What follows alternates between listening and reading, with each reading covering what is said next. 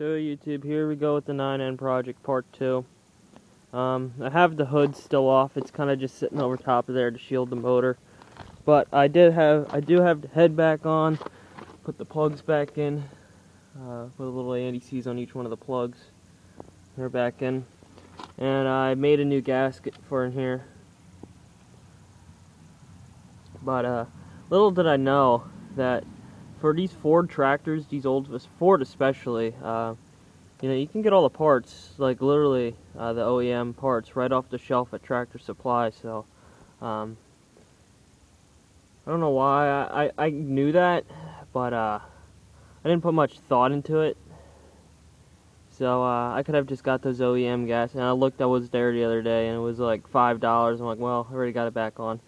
But anyways, so this is what happened. So I did actually get it to fire up a little bit. I'm sorry I had issues with my camera and stuff like this. I didn't have a camera for a while and stuff. So but anyways, I'm back to making some more videos and stuff. But I did get it to fire just for a few seconds. The carb was plugged up, but I still have the radiator hose off. And I know what you guys are thinking, like, oh, you know, I'm gonna either overheat it or I'm gonna damage the seals in a water pump because they're not wet. Well, not necessarily, because actually I did fill this up with water before, and the radiator has a leak in the bottom, so it just leaked out.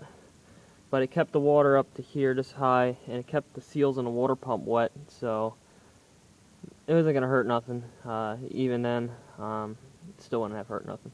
But anyways, I'm lucky I did not, I'm lucky I didn't reconnect that the hose going up to the top, because the hose and the thermostat assembly actually, because the thermostat's inside that hose. But I'm lucky I didn't replace that.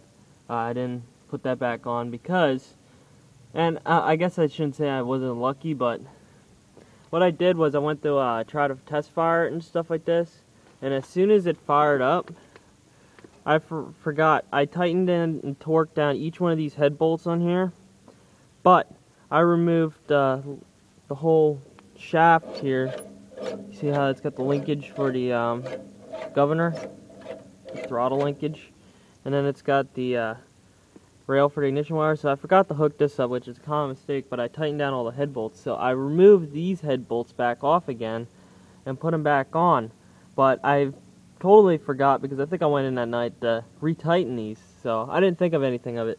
And these were loose. So what happened was, I went to fire it up, and it blew the head gasket out through here. And you could have seen it just started smoking right out through the top. But at first I couldn't get the fire, and I went to check the compression, and we were getting like 25 on the one, 30 on the other, and I'm like, oh, that's really low. I put a little oil down and went up to like triple, so I think we were getting like 85 and stuff, which is still pretty low, but for sitting for a while and the rings need to be rebroken back in, they're probably stuck and stuff, considering the valves got stuck and everything. And I noticed the valves that I freed up, I did unbend them and stuff, but they were leaking just a hair, so they'll have to re-break in and stuff. I didn't lap them. I couldn't lap them, actually. I didn't have the I was gonna recut the seats and stuff. Oh wait, no, I did relap them, but I didn't cut the seats. That's what I meant to say. I couldn't get a hold of a seat cutter, so I just lapped the hell out of them, and it seems like that'll work. You know, once the motor runs and stuff and breaks itself back in again, it'll be all good then. But we obviously it did fire up. I wasn't getting it to fire up, but I put oil down the cylinders and some gas, and then like some starting fluid and gas, and I filled this up with gas here, then put the starting fluid in here, and it fired up on that, but it didn't run on the gas, which I did take the carb apart, but clean it out. But I think it will idle, but I don't think it will get throttle, because the main jet, there's a little passageway that goes down inside the carb, goes into here, and then you got the main jet that goes up, or emulsion. It's actually called the emulsion tube. This is the main jet, but I think that's plugged up inside there. So I either have to get a new bottom of the carb, or I need to figure out a way to get that all cleared out. Sorry about my air compressor. But seeing as the gas in the tank and stuff, probably not too good. Nah, that freaking reeks. Whew. Absolutely terrible. I don't even think about it. Poor Dad took that out and poured that on the ground. It almost looks syrupy, actually. It's that bad. I don't think if I took that out and dumped it on the ground, I don't even think that would light on fire. In fact, I'd probably put a fire out. But, yeah, so I got the generator hooked up and stuff. The battery probably still has some juice in it. Not really. But,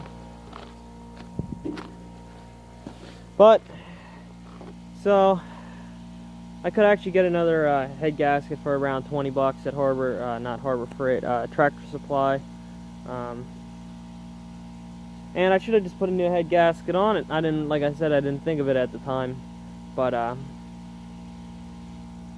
I could have just got a new head gasket, but I did seal it back up and stuff, but then again I blew it out, so I'm going to just get another one either way. You know what, actually my dad just ran out to Home Depot. Maybe maybe I can have him swing by and get one when he comes home from Home Depot.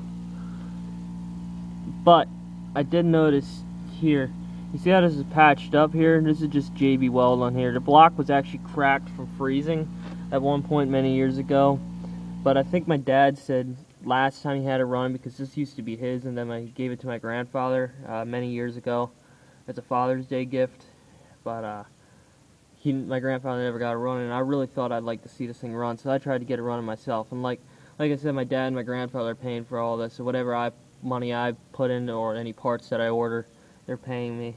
But and I also like to enter into a tractor day competition next year for my school. And if you look, there's a crack, and it actually, the JB Weld's starting to break, so. And then my dad said before he parked it, it was leaking out of there. You get a little bit of steam and water coming out of there, so I guess all I gotta do is just re-JB Weld it again. See if I can grind off some of that old stuff and just re-JB Weld it. I can't really weld a cast iron block like this. I mean, it would work for crack repair, because, you know, there's no stress on it, so it doesn't necessarily have to be strong. It just needs to seal it up. But I'll just JB Weld it again. It'll be fine. And so yeah, my dad actually bought it like that, and there was no issues. That was the only one down. That's why he actually I think he got it for fairly cheap. But there's the oil cap and the breather. See, it's got that little screen in there. It's filled up with that mesh. Here's the dipstick. Oil's definitely going to need a change. It probably has water in it, considering the valves rusted and stuff. That's why they were stuck. But it'll do till I get it running. So, and then I just got to figure out where the radiator's leaking from, but that'll be the last thing I'll do. I'll just fill it up with water. Hell, if it leaks out, I just want to see this thing run again. Because I also got to get another tire for the rear here. I'll just probably... This tire was taken off another tractor, another 9N, that my grandfather had. The other tire blew up just randomly from sitting there. It just went flat and blew up because it was the same as this one is here. But I think I'd just take this other one. He has another one exactly like this on sitting on a tractor. The other tractor's just jacked up now, but I'd just take the other one off for now and put it on here so I can test it.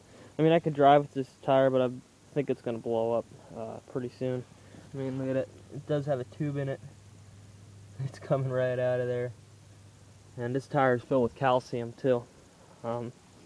So, probably going to need a crane to move this tractor around. Or maybe my dad's Kubota could push it up on a trailer or something if I have to get the tire changed out on it. See if I can find another one for fairly cheap at an auction or something. Used tire. These are really expensive. Think how much a single car tire is. Now imagine a giant tractor tire. They're a lot of money. But if you look here, I'm going to have to probably cut this out here and re-weld it. You can see the valve stem where the tube is in. It's just hooked up onto the tube. There's a giant hole rusted in here, so if I wanted to ever... I'll probably put a tube in, new tire on anyways, but still. But that's just about it for part 2. I just wanted to show you guys it all. 3-point hitch, but hopefully we can get this running by